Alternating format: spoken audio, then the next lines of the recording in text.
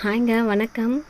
இன்றைக்கி கோலம் பாருங்கள், புள்ளி வச்சு 6 கிளி இருக்கிற மாதிரி போடலான்னு போனேன். என்னமோ தெரியல, ஒரே ஒரு கிளி வரைஞ்சி விட்டுட்டு வந்துட்டேன். இதை பார்த்ததும் கோலம் போட்ட எனக்கே சிரிப்பு வந்துடுச்சு. கிளி மாதிரி இருக்கான்னு பார்த்து சொல்லுங்கள். அப்புறம் விளக்கேற்றியாச்சு.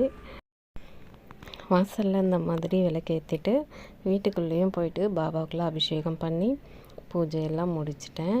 இது பார்த்திங்கன்னா பூ கொஞ்சம் பறித்து வாசலில் வச்சுக்கிறேன்.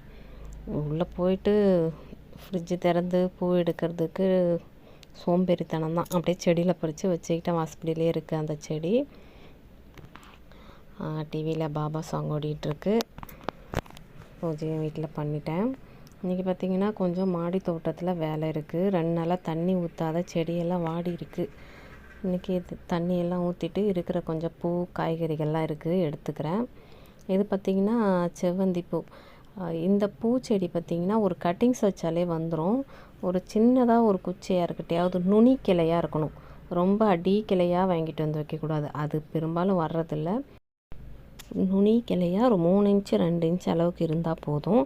அதை வாங்கிட்டு வந்து வச்சிட்டோம்னா சூப்பராக தழைஞ்சி வந்து இந்த மாதிரி பூ கொடுக்குது. இந்த மாதிரி என்கிட்ட 4 கலர் செவ்வந்தி இருக்குது. இப்போ பார்த்திங்கன்னா ஒரு சின்ன புடலங்காய் ஒன்று இருக்குது, அதையும் எடுத்துக்கிறேன். அப்படியே 1 2 கத்திரிக்காய், ஒரு வெண்டைக்காயெலாம் இருக்குது. ஒரு 4 அவரைக்காய் இருந்தது, அதையும் எடுத்துக்கிட்டேன். இந்த கத்திரிக்காய் பாருங்கள், காளான் கத்திரிக்காய், ரோசா பினாக்கா கத்திரிக்காய்னு கூட சொல்கிறாங்க. அது பேர். நல்லா மடிப்பு மடிப்பாக இருக்கும்.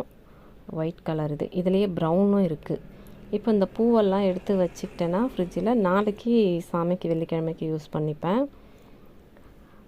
இது பார்த்திங்கன்னா சின்னதாக கோவக்காய் இருக்குது.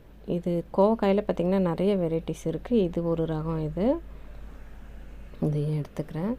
இன்றைக்கி அறுவடை பண்ண காய்கறிகள், பூக்கள். இன்றைக்கி வீடியோ எப்படி இருக்குன்னு கமெண்டில் சொல்லுங்கள். தேங்க்யூ.